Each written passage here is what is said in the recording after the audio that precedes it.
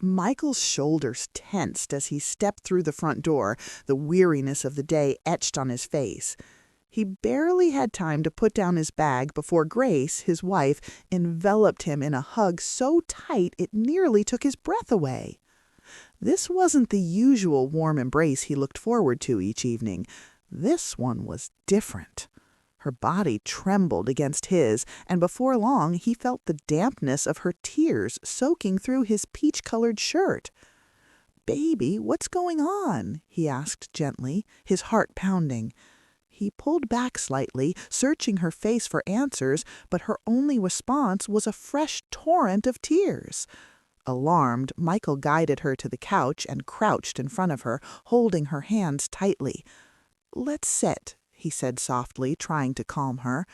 Grace's sobs filled the room, each one twisting a knife deeper into Michael's chest. "The doctor said," Grace began, her voice cracking. She took a shaky breath, willing herself to continue. "The doctor said my womb is ruptured. I can't conceive again."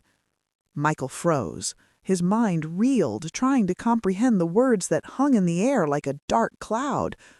"No," he said firmly, his voice breaking slightly.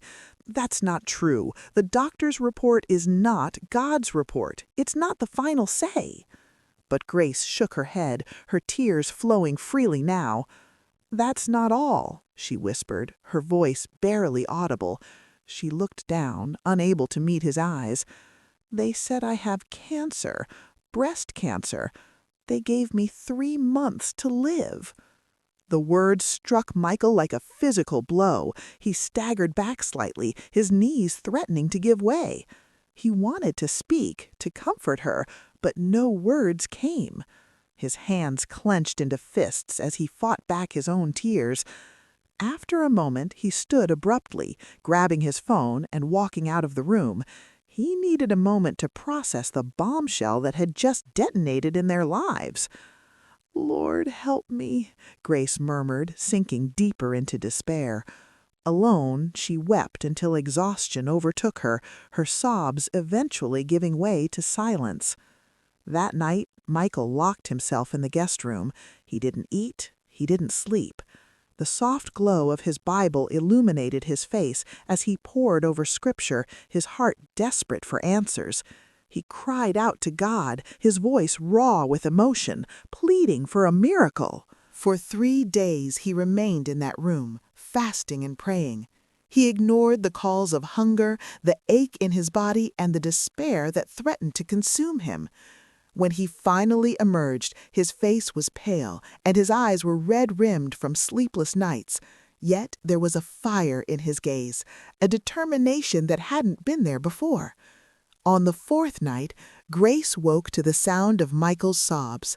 She felt his hands resting on her chest and abdomen, his voice trembling with conviction as he prayed over her. "You shall not die, but live, Grace. You will carry our triplets. You will declare the works of the Lord," he repeated, his words a mixture of faith and desperation. He urged her to join him in proclaiming the same words. Though her faith wavered, she found herself echoing his declarations, her voice growing stronger with each repetition. By the next day, Michael filled their home with the sound of praise. He blasted worship songs on the home theater system, singing and dancing with a fervor that took Grace by surprise. His unshakable belief began to stir something within her, planting the smallest seeds of hope. On the 5th day, Michael announced they were going to the hospital for another checkup. Grace hesitated, fear gripping her heart. "What's the point?" she asked, her voice tinged with despair. "The point is faith," Michael replied, his tone firm but loving. "God is not done with us."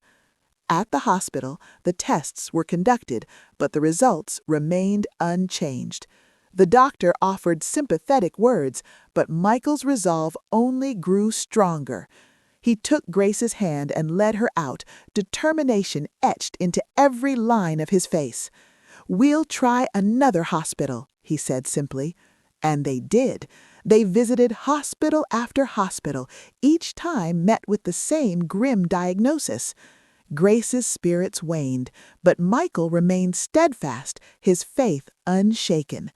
Finally, at the 7th hospital, Michael's conviction reached its peak. As they sat in the waiting room, he turned to Grace and said with a radiant smile, "If God did it for Naaman on the 7th time, he will do it for us now." His words resonated deeply within her, and for the first time in weeks she felt a glimmer of hope. She held his hand tightly as they were called into the doctor's office. The atmosphere in the doctor's office was tense, the weight of previous disappointments looming over them. The doctor's expression was unreadable as he looked over the test results.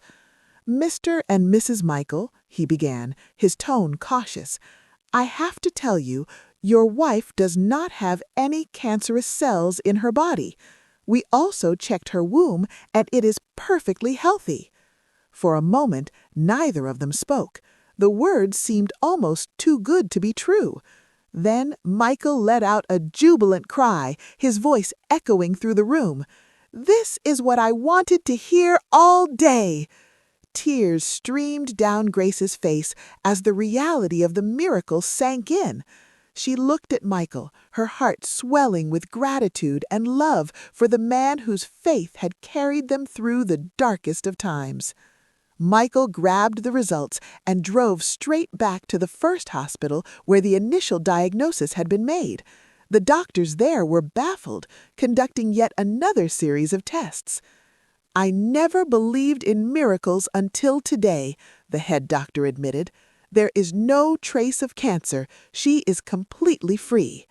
Back at home, the atmosphere was one of overwhelming joy and gratitude. Michael and Grace shared their testimony with friends and family, their story becoming a beacon of hope for everyone who heard it. 7 months later, the couple welcomed triplets into their lives, 2 boys and a girl. Grace's health was fully restored, and the joy that filled their home was palpable. The cries and laughter of their newborns filled the house, a constant reminder of God's faithfulness. In the quiet moments, Grace often reflected on the journey they had been through. She marveled at Michael's unwavering faith and how it had pulled her back from the brink of despair. She realized that faith, even as small as a mustard seed, could indeed move mountains. Their story continued to inspire others, a testament to the power of prayer and belief. Michael often ended their testimony with a heartfelt message: "Whatever life throws at you, trust God. His report is always the final one."